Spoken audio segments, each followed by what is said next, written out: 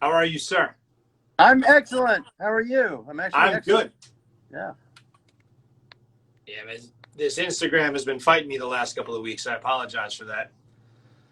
Oh, well, it's no big deal. I got you on, I got on early, about 10 minutes early, and then I think I just had to restart my Instagram to get back on. I didn't see the live icon, so but it's pretty good now. So good. Here we are. Yeah. So, welcome. Thank you so Thank much for you. being here. Oh, you're welcome. My pleasure. So, I'm going to tell you my very brief story with you, and then we'll jump into a bazillion questions. All right. Um, I was in a band, and we used to tour for pretty much all of the 2000s. And from 2001 to 2010, every January, we were based out of New York. We would book a West Coast tour to kind of be around NAMM time so we could go to the NAMM show. Yeah. And then from 2010 till 2020, I couldn't get out there. Life changed and stuff. And when I went this past January, I said to myself, I had a list of people I wanted to meet. And you were right at the top of my list. Aw, And that's the nice. first day that we walked into the convention center, there you were. And we had a very brief conversation, and it was really great. So thank you. I'm glad. Yeah, it's a pretty hectic place to meet, but I'm glad we got to meet. That's nice. Yeah. So I think it's really special to have someone like you on here because Thank you. a lot of the people we've talked to, so we're a music school. We have a brick and mortar location. We do in-person private lessons. And with everything going on with the coronavirus, we shifted everything online. And it's been going really great. You know, we're actually gaining students now through things like this where people are kind of watching online and stuff. But a lot of the people that we've spoken to so far have been, you know, people who are out there touring and sidemen and stuff like that. But in my world, I think being a session guy is the coolest gig because it's different every time, Yeah, right. you know? So I guess the first question I'd want to ask is, you know, how did you get into this side of things? By this side, because I have two professions. I actually have an online education business myself that Oh, is I know. I'm on your masterclass. okay. All right. Okay. I'm so sorry, but it's yeah. The previous profession. I moved to LA in 1980, and LA was a very wide open place for musicians. There was a lot going on. Everything was live music, players everywhere, and I actually started working right away. So literally, I drove to LA. I knew a roadie for a band, and he got me hooked up with some musicians. And once you meet one musician and you do a good job, it's like a tree. They recommend you to others. And that's really how it happened. But it was a different time back then. It was not computers. It was all analog. It was all live playing. So it was meeting people, doing rehearsals, doing gigs, doing demos, and then doing records. But I started doing records really after living here about 2 years. So I was lucky, but I have to say LA was a pretty inviting and nurturing place. It sounds unbelievable, but LA was actually kind of an easy place to land as a musician when I did in 1980. Very cool. Very cool. When you're on, you know, I'm sure everyone's different, but when you get called to do a session, are people giving you something very specific you have to play? Do you get that in advance? Do you just have to, here's a piece of music, now play it? Like what's that process like? The way sessions work, people are so busy, they literally don't want to spend any time in advance. So what it is they want you to show up and basically have everything covered without saying a single word. So that means you should have your Les Paul and your Stratocaster and your effects and your amp and whatever. You show up, they show you the song, they hand you a piece of music, or you do a takedown in one take. People have gotten so lazy lately, they usually just maybe play you their track or their demo or whatever.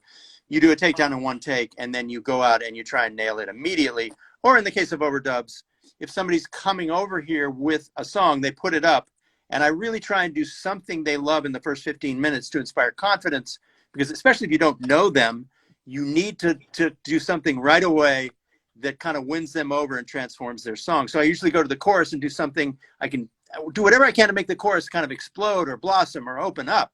But back to your original question, there's no time. I have to get my guitar sound within 60 seconds. I have to get my part immediately, because in order for people to be confident in the process, you have to win right away. And then you can ease off a little. You have to discover what they like and what they want. basically they're hiring me. In my particular job, I was always hired to create the parts. If you're going into a film or television session, then there are charts. Film and television composers write everything, and then they want you to play it just as written. And then if you want to add something, they're very open to it. But in my world of songs, they came in with a track and they wanted me to create my own parts. We would do it in a collaboration, you know, basically. But basically, it's been a creative job. The fact that I can't read, I can read chord charts great. I can see a figure and memorize it. But the fact that I'm not a sight reader in the world of television and movies has meant that I've been able to actually do a more creative role. Wow, that was actually my next question. Is I would have assumed that sight reading was like second nature, but not so much.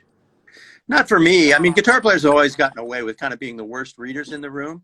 And Yes. I wish I did read better, because I would have had more opportunities, and it would have been easier for me not to be like frightened when I was always in a room with people who could read better than me.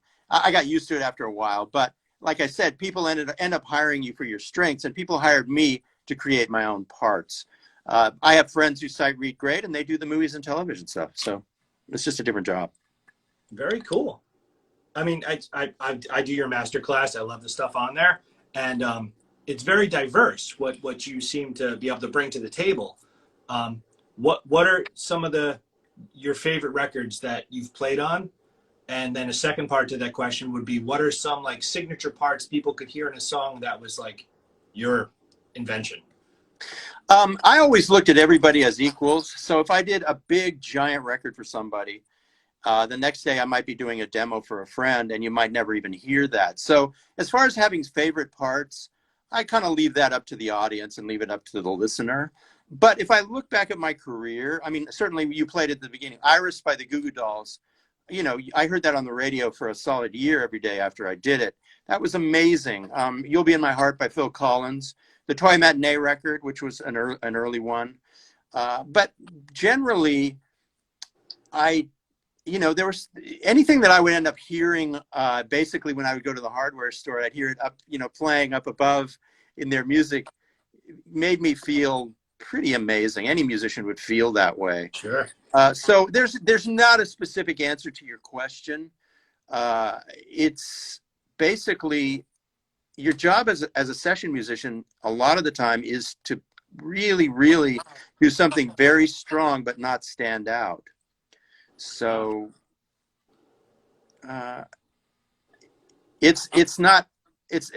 people ask me that question a lot, but I generally just kind of wave it off, because for me, everybody's an equal, and you're basically trying to fit in. And so it basically, the stuff that I'm most proud of is the stuff that I do on YouTube every week. Which is incredible. And everyone that's watching this from my audience needs to check that out, because it's a huge resource. And the people you're talking with, it's so cool, man. I thank you for doing that, because that's really fun as a musician. Well, the thing about my session career is that, like, I played on a Don Henley record, but I don't even remember the part that I played. I played on a Bruce Springsteen record. I don't remember those parts. I did Lana Del Rey not too long ago. I don't remember. I couldn't point those parts out to you. It all just disappears in a wash. That's your role. Your role is to create an amazing soundscape for an artist to sing over. So it's not like you're in the band, yes, and here's your solo on, or John Mayer or something. You're not the artist. You are part of the soundscape. That's your job. That's what you're paid to do. To lift them up, and it's parts that actually often kind of disappear in the actual thing. It's actually really cool, because a lot of our students here, they have these aspirations, as they should, as as a teenager or so, to be a rock star. And I always try and instill in them and our other teachers that just the ability, the gift to play music professionally. You play at a bar, they pay you $100. You're technically a professional. But to know where your place is in every single gig, and if you're backing up some singer, and she's the artist, don't get in everyone's face and rip a solo, because that's not your job. Like, know where you fit. Just be happy. It's the idea. You're an ensemble player, and you're part of a small orchestra, and your role is to be as strong as you possibly can, create all the sounds and parts. And the challenge with guitar live, if let's say you're backing up a huge star, who would that be right now? Taylor Swift? I don't know. Think of anybody. Your job is to come up with all the parts and sounds on the record, and maybe create some of your own parts and sounds. But in the case of an artist like Pink and Justin Derrico, she features him in her show. So they want the guitar player to walk to the front of the stage and be Eddie Van Halen, sometimes for a segment. So it's still a very important thing to be able to show off and be super strong and out front, and then step back and be behind the artist. You know, we've seen our favorite artists, the guitar player is often featured, but it's within the structure of whatever's happening, you know, on that stage. Totally. 2 weeks ago, Tim Stewart was the person I was speaking with, and he's with Lady Gaga and a bunch of other pop stars. And I was, you know, as I was talking to my students and my friends, as we were leading up to the conversation, I was like, this guy is the coolest gig, because you're playing with an artist that's going to have sold out stadiums and arenas every gig, and you get to do your part and fit into this massive, massive machine. I think that's great. Yeah. All right, so let's go deeper into what makes Tim Pierce work. What was the first meaningful record that you ingested, and then the first concert that you were like, I want to do that? Well, my love of music comes from top 40 radio in the 60s, which is going to, you know, it's hard to explain, but it was pretty magical listening to the Beatles for the first time on the radio when I was a little kid playing with my trucks in the side yard. But really, it was the Beatles, and it was all the songs on the radio in the 60s. But then in the late 60s, Jimi Hendrix showed up, and that really was the most profound experience. Led Zeppelin, the early Led Zeppelin records, I was there for all of those records. Sgt. Pepper's, Cream, they all were coming out one by one, and we were looking at them and listening to them going, what is this? So I was hooked. So Clapton, B.B. King, ZZ Top, Billy Gibbons, Jimi Hendrix at the top of the list.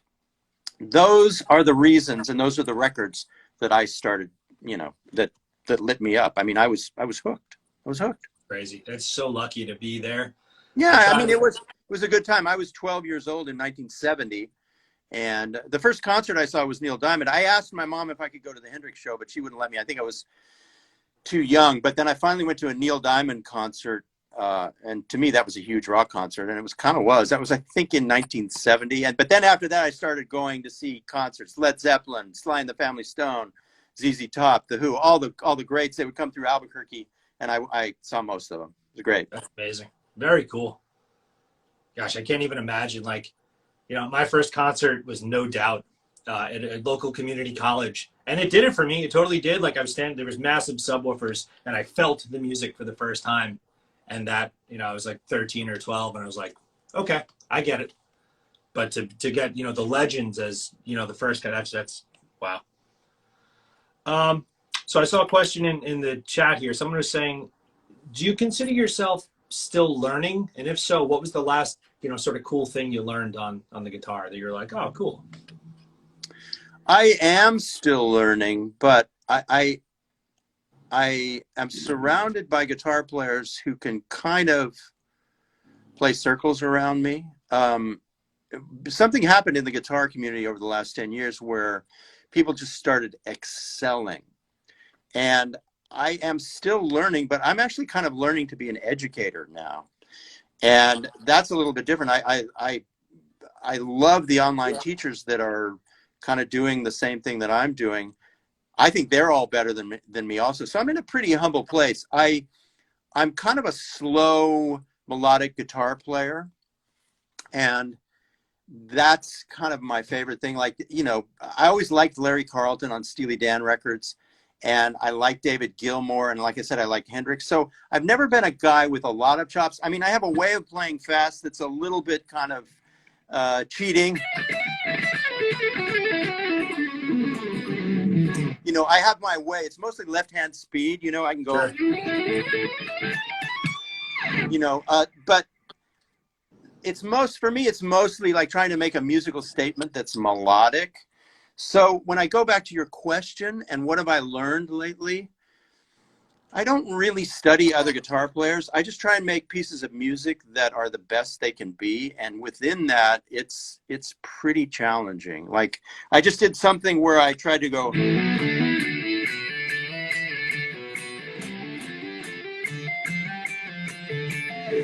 but it was faster than that. And you know, I do performances for YouTube and for my masterclass, and I have to reach pretty high sometimes in my own humble way to make those performances work. So I actually relearned the spider exercise last week. And that, for me, is a bitch.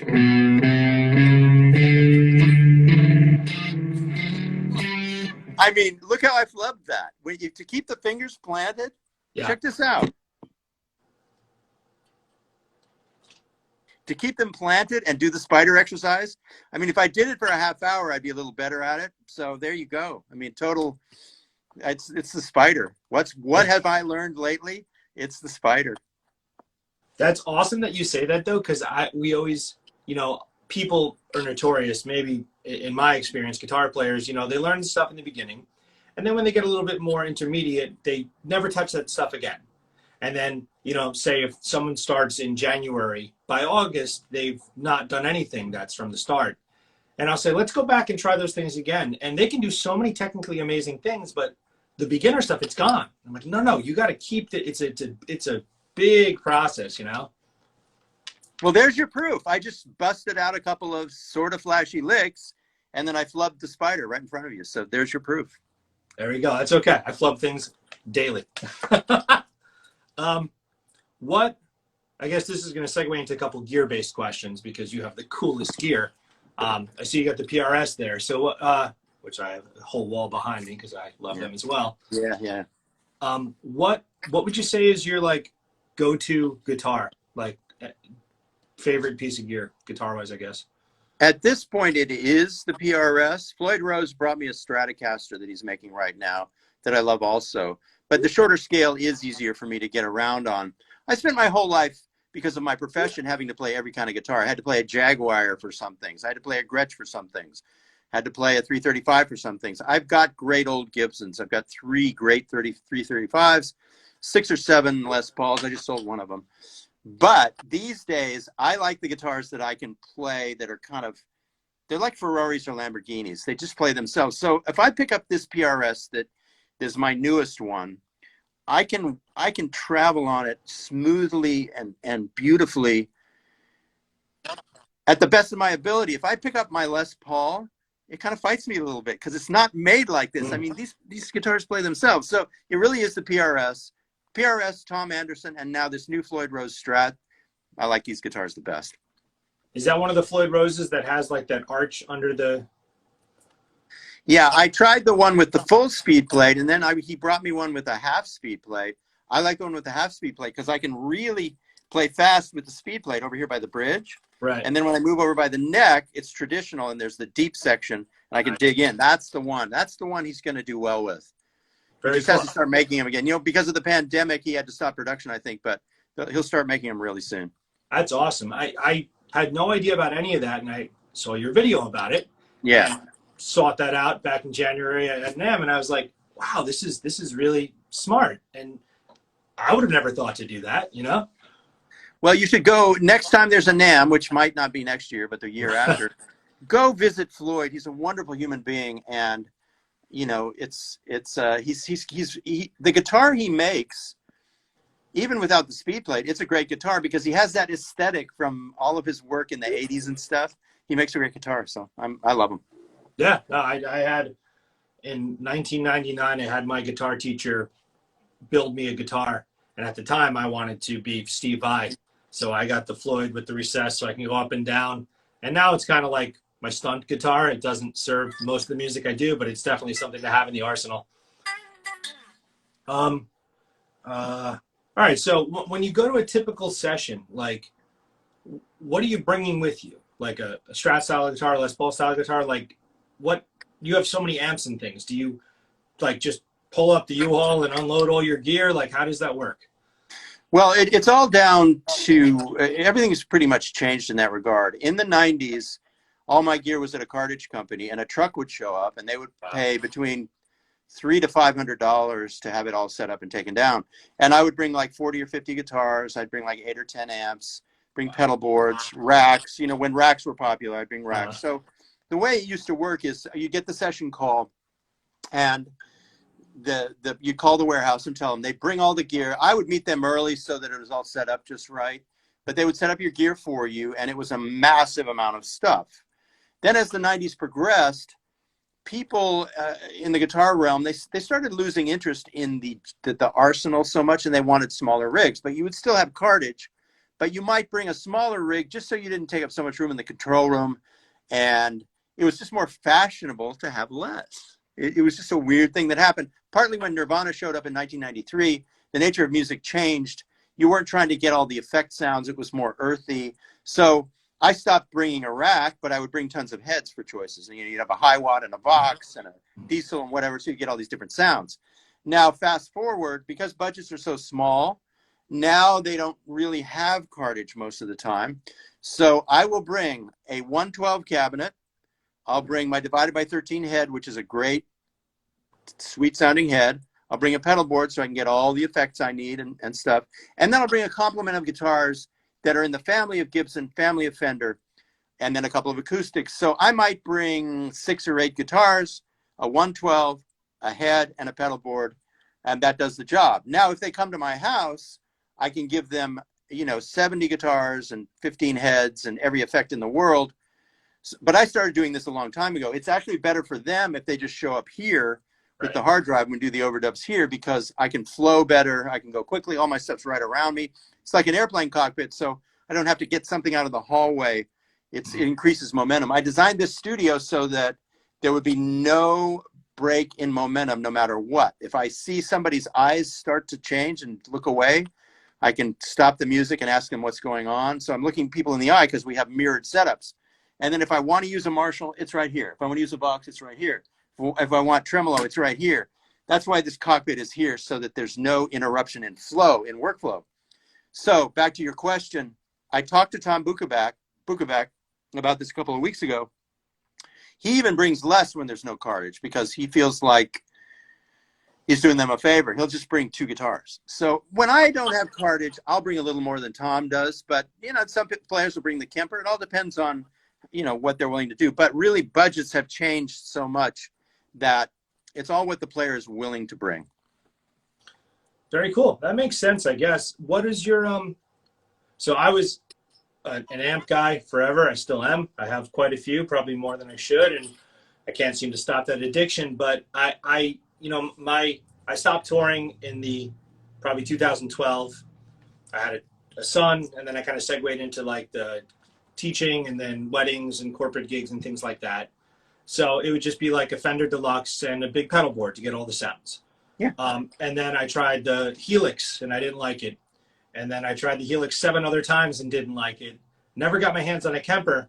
I recently just got one of the Fractal FM3s, the floor model of the Axe Effects. I'm in love with it. And it's the first modeler I've ever touched that feels like an amp. What are your thoughts on amp modeling? I love Fractal. Modeling still sounds artificial, but that's not a criticism. Music, guitars on YouTube, because of the way distortion is kind of processed digitally, they sort of sound artificial anyway. Once you put a distorted guitar into the digital realm, it begins to pixelate and sound a little artificial anyway. So a Kemper, I don't mind that the Kemper sounds artificial. I love Fractal the most of all because they're the deepest company. They try the hardest. They invest the most in their products. When you buy a Fractal, you're getting 8 times the firepower of a Kemper, right, because of what's built into it. So I'm glad they've come out with something that you love and it feels real to you. I love it. Any modeler puts it straight in your face. Mm-hmm. To me, once you start overdubbing with any modeler, you do hear the top end pixelating a little bit, and you do hear a bit of an artificial top end.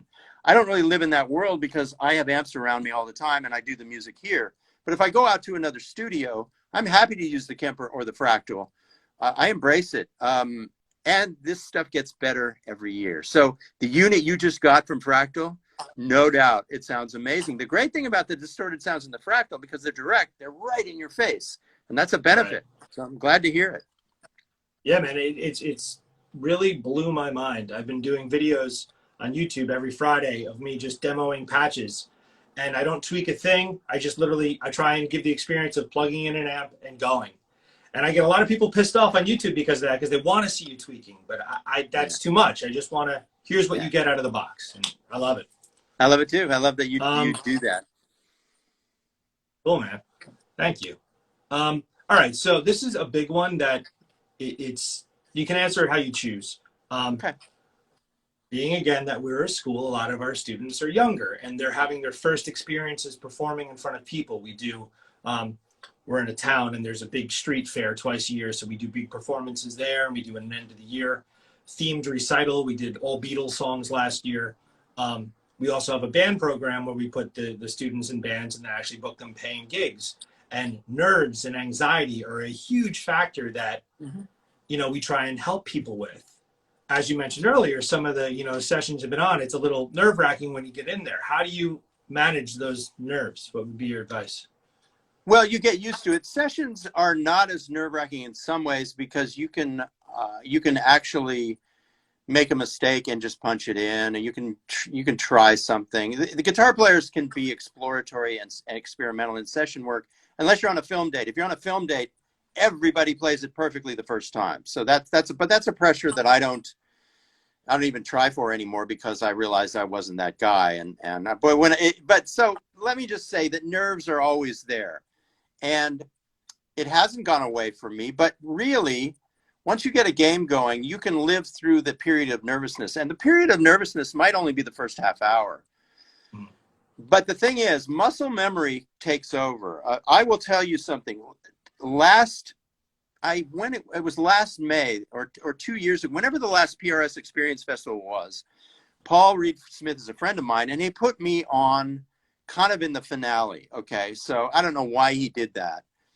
So I had to watch and listen to probably 20 amazing guitar players get on stage and play before me.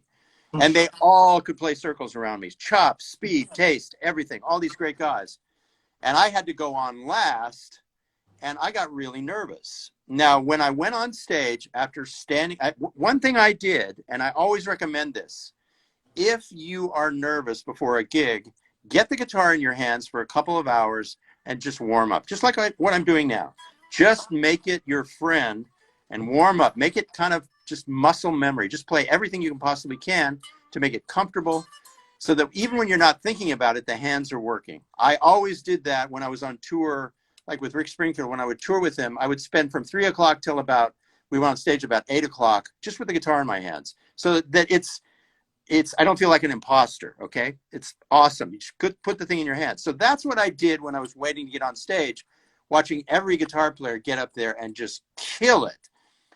I'm feeling nervous, but I've got the guitar in my hands, and I'm going, okay, this is okay, there's the nerves. I got up on stage, and this was a year ago.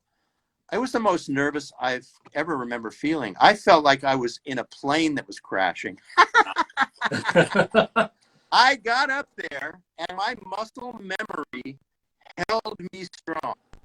Because when I look back at the video, my pocket's okay. I had to actually simplify. I didn't take it. I didn't do some of the flashy stuff that I would usually do, because I was so nervous. I was just trying to hold on. But muscle memory held me strong, and that's really the message I have for everybody. The nerves will be there, but if you actually keep the guitar in your hands for the 2 or 3 hours prior to the event, or even for a half hour, whatever you can muster up, your muscle memory will hold you firm. That's great. It's like autopilot. And then what will happen? There's usually a period after the first song or the first 15 minutes when it all goes away. And you have that to look forward to. And you're just kind of like, oh, we're doing it, That's great. That's actually really refreshing to hear, because, it's in that moment, it feels like you're suffocating almost, like a plane crashing. There's no rational logic behind it. But we're always saying, that muscle memory, autopilot, it just kicks in. That's great. So that's 2 plane references: plane crashing, autopilot. You see that? Very cool. Let's see here. I got my list of questions. What PRS is that actually that you're rocking there? Well, this is a new one, and the pickups are called TCI pickups. It's a McCarty. Honestly, I prefer the single cuts, but Paul gets his feelings hurt when you tell him that. So, because he just loves his design. So this guitar, it sounds and plays better than any PRS I've ever had. And that's because he keeps raising the bar with his technology. It's really bright and bell-like. It's a little thin when you solo on it, so I have to bring thickness back with a pedal. But because of that thinness, it sounds very chimey and bell-like, you know. And so I'd rather have it be a little light and bright, and then when I'm soloing, just get the thickness back from a pedal that has a lot of mid-range, than have it be cloudy from its inception and try and weed that out somehow.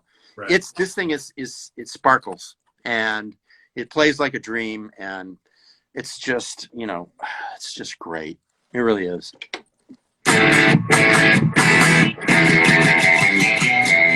Clarity. It's just it's full of clarity, you know.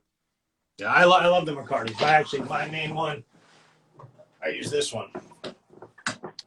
Oh yeah, it's very similar to this. Absolutely. It's the rosewood, and then it's just, yeah. Oh my gosh. Yeah. But I know what you're saying, that like the bell, like the clarity to it, it's its own thing. It's beautiful. Yeah. Very cool.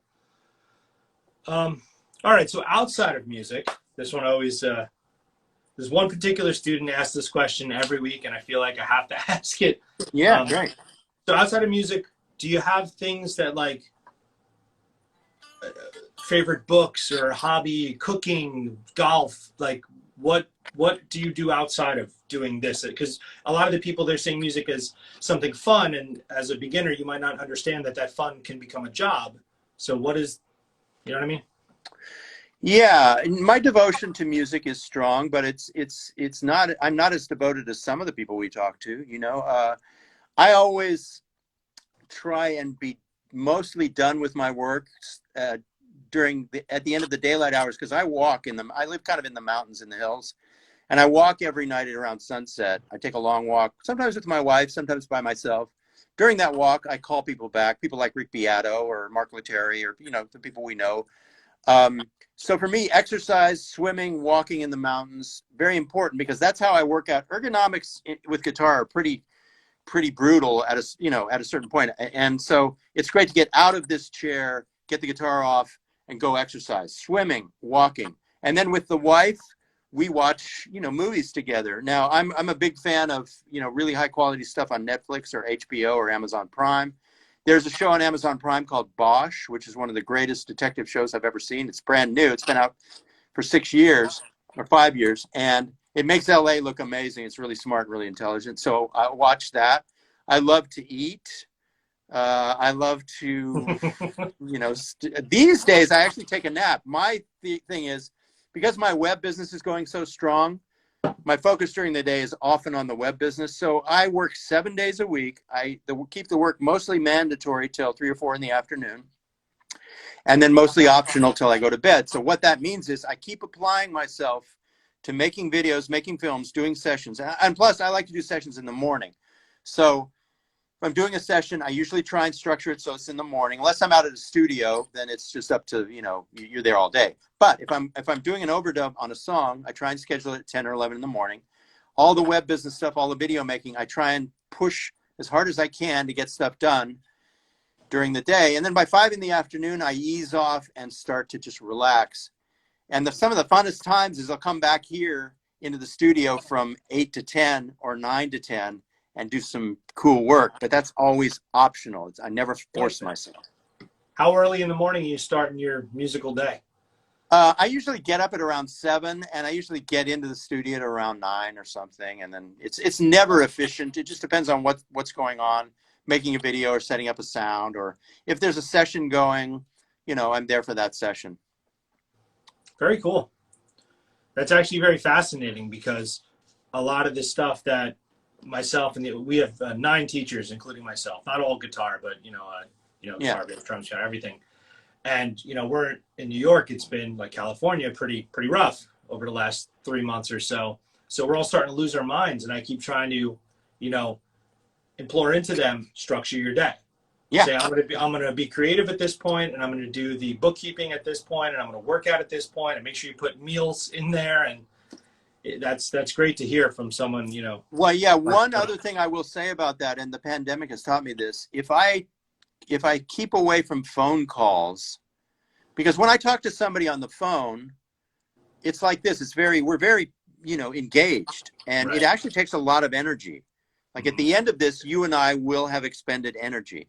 Yep. And I have found that if I avoid these kinds of wonderful conversations until after my initial workday, which is the workday that ends at 3 or 4 in the afternoon, the workday is much better. Like if I have a really intense conversation, be it for pleasure or business at noon, I lose energy for the next 3 hours. So that's what you're saying is really true.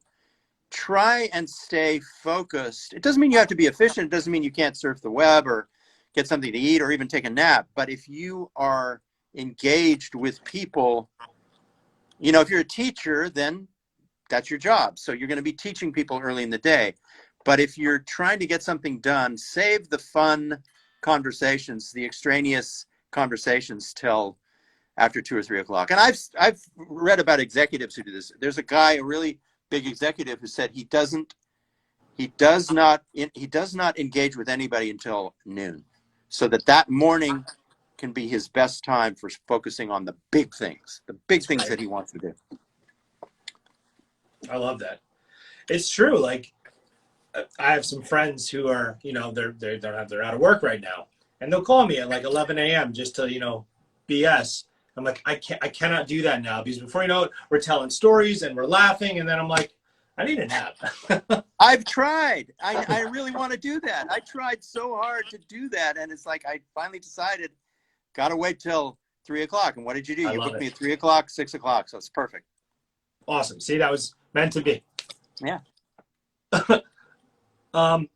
So you do the Grammys. That's like can you talk about that a bit? Because I think that's very fascinating. Well, there was the most recent time I was on the primetime Grammys was maybe 7 years ago, when Glenn Campbell was making his last appearance, and I was in the actual band that had to play the primetime Grammys. And that's a whole nother level of pressure, because we were rehearsing in front of Paul McCartney. Wow. I mean, I had to play this Jerry Reed riff that's a finger-picking riff that's really demanding in front of Paul McCartney. And then, it's just a whole different level. And the red light from the television camera is right on you for that. The Grammys these days is a much younger set of musicians. So you're not going to see, for the most part, guys like me in the background at the primetime Grammys now, because there's been a changing of the guard. Mm-hmm. Prior to that, you would see me and my friends up there a lot, backing up different artists. Now, the Grammys that I do, it's what I call the regular people Grammys. During the day, they give away 70 to 80 Grammys to all the categories that don't end up being, there's like only 8 or 10 or 12 in the primetime category. Mm-hmm. And that's more a concert with famous celebrities than it is, a Grammy Award show. We kind of do the real Grammy Award show, which is all the people at every level, engineers, producers, reggae artists, bluegrass artists. I kind of said it in my video. It kind of says what it is. It's the working people Grammys. They give away 70 or 80 awards, and we're the house band, and we do play-ons. And it's just a really fun thing to show on YouTube, because I have to learn 80 songs. I'm enough of a reader to where if I memorize something, when I come back to it, I go, oh, there's the figure. Oh, There are the chords. There's the thing. The other guys, they all just sight read it. So they show up on the first day, and they just sight read the stuff. We do one rehearsal, and they're golden.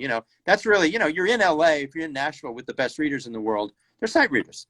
They see it one time, they're going to get it. But I actually study the stuff for a week to 10 days in advance, so that when I show up, it's a combination of memorization and sight reading. Not sight reading, but reading. There's no way you can memorize 80 songs. Mm-hmm. It's so many songs that I'll open a page and I'll look at the song and I'll go, I don't even know what this is. It says like, get ready or whatever. And I can't even remember what the song is. You know what the amazing thing about that gig is, though? The musical director is a genius, Cheche Alara. He has somebody sitting there, and in your headphones, he plays you the first like 5 or 8 seconds of the song. Everybody, the drummer, everybody's hearing the first 5 seconds of the cue that you're doing. So you immediately recollect the pocket, the groove, the sound, everything. And any doubts you have about what is this, Get Ready, or, Love Somebody, or what, because there's so many titles that are the same. Oh, right. You're hearing the actual, song in your head for 5 seconds. It's brilliant. That is brilliant. That's incredible. Yeah. I mean, on a much smaller scale, I'll have wedding gigs where I get called for something, say a Friday, a Saturday, a Sunday, and it's different music every night, and I can't memorize all the songs. So I have an iPad with all my charts and stuff. You can't. But on the spot, I'm not reading very well either. So I have my own little cheat sheets with little diagrams I draw and little bits. But sometimes I'll look at that, but I'm like, what song is this? And I wish I had something in my head to go, the first, like, even 2 seconds, just go, got it, boom. Well, one of the great things about being a guitar player is you can always kind of ease in. You can play on two. You can say, if it's A minor, the drummer counts it off. You can kind of listen for a second and go, oh, there we go. Bass players can't do that. A bass player has to be on the one beat all the time. So right. Guitar players, it's kind of a relief. If a guitar player lays out, it's kind of like, he's stopped for a second. It's so true. What would be advice? You keep referencing pocket and things like that. Timing and rhythm. I find that I can teach someone, here's where you put your fingers. I can even physically move them for you. But to get someone to feel that rhythm, like, what exercises would you recommend for that sort of stuff? Well, one of the things I teach and I profess with the right hand is keep it going like the pendulum of a clock so that it never stops. So you're just picking. So that's just 3 notes. But my hand never stops doing this. That, more than anything, will keep your pocket solid. So the hand should never stop moving, whether you're grabbing air or you're grabbing the actual notes that you want to choose. That's one thing. But I would say these days, really just play along with a drum groove. Start collecting drum loops. Play along with them. Check yourself against the feel of a great drummer. And what we did, because we didn't have any of this technology, we played along with records. If you play along with your favorite record, your pocket is going to start imitating that record. Try and pay attention to the differences between your pocket and the pocket of the guitar that you're hearing on the record, and try and close that gap. Yeah. But you want it to be steady. You want it to be relaxed. Test yourself by recording it and go, oh, wait, I'm sounding stiff there. You don't want to sound stiff. You want to sound loose. You want to lay back. Just test yourself against great music that you're playing along with. Very cool. Very cool. I like that. Actually, I just saw this. One of my students here, Caitlin, she just jumped on. And we're getting into rhythm, so I hope she heard that, because that was great advice. And she put the emoji of a guitar, so we'll take that as a yes. I love pedals. Oh my gosh, it is my worst addiction, my vice.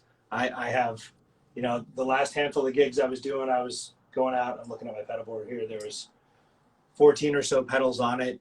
What are your go-to? Like, what's your favorite phaser? What's your favorite overdrive? Anything new that's really cool? Well, I don't really chase pedals as much as I used to.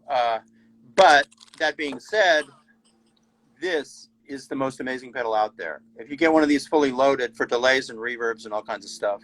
Yeah, you say, what's your favorite phaser? Phasing is something that I generally would not use on guitar. It's not really fashionable right now.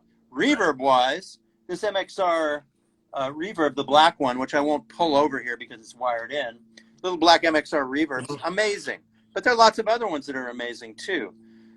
Generally, if you get a tremolo pedal these days, and it's a Boss tremolo, I mean, Boss pedals you can't go wrong with. Other people will say that too. Delay-wise, the Prime, what's this one? It's called the Strymon Timeline. This is a good one too.